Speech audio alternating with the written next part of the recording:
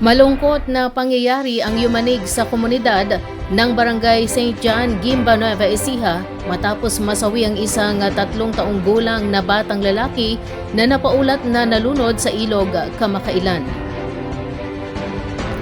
Kinilala ang bata na si Mark Jasper Pautin Davido na mas kilala sa palayaw na Tantan.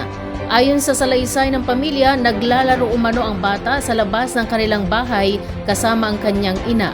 Sandali lamang umanong pumasok sa loob ng bahay ang ina upang may kunin.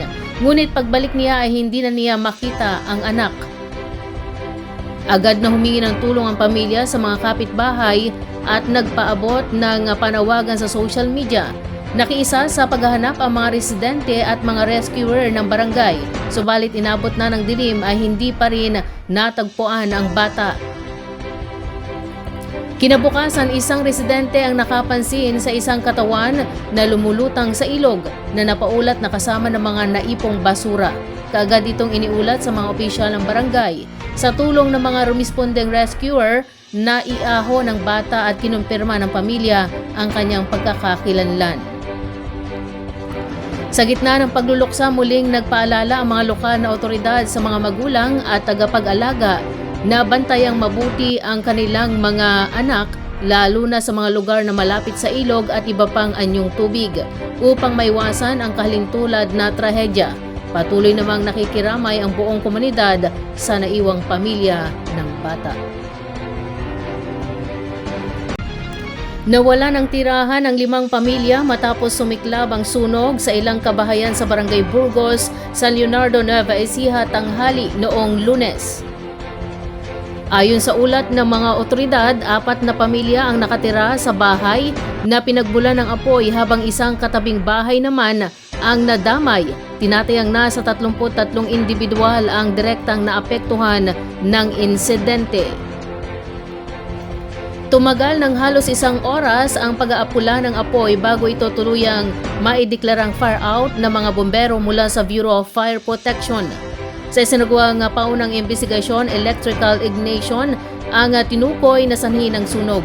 Dahil gawa sa light materials, ang mga kabahayan, mabilis na kumalat ang apoy sa magkadikit na istruktura. Sa kabila ng lawak ng pinsala sa ari-arian, wala namang naitalang nasawi o nasugatan sa insidente. Kasunod nito, muling nagpaalala ang mga opisyal ng pamatay sunog sa publiko na tiyaking tanggalin sa saksakan ang mga appliances kapag walang tao sa bahay at iwasan ang overloading sa mga linya ng kuryente, mga karaniwang sanhi ng sunog sa mga residential area. Sa ngayon, inaasang makatatanggap ng tulong ang mga apektadong pamilya mula sa lokal na pamahalaan habang inaayos ang kanilang pansamantalang tutuluyan. Nagpalabas ng flash alarm ang Palayan City Police Station matapos matagpuan ang hinihinalang human skeletal remains sa isang bulubunduking bahagi ng Barangay Imelda Valley, Palayan City, Nueva Ecija noong Pebrero 25. Batay sa ulat, nagkalat umano ang mga buto sa paakyat na bahagi ng bundok nang ito ay madiskubre.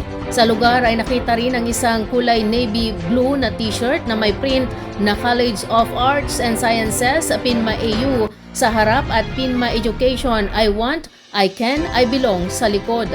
Mayroon ding 2 piraso ng silver bracelets na na-recover malapit sa mga labi. Dahil dito, nananawagan ang pulisya sa publiko na makipagtulungan upang matukoy ang pagkakakilanlan ng mga labi at mahanap ang posibleng mga kaanak nito. Umaasa ang mga otoridad na maaaring makatulong ang mga natagpuang personal na gamit sa pagkilala sa biktima. Sa kasalukuyan, nakalagak ang mga labi sa Villar Funeral para sa kaukulang disposisyon at pagsusuri. Patuloy ang masusing investigasyon ng mga otoridad upang matukoy ang sanhi ng pagkamatay at iba pang detalye kaugnay sa insidente.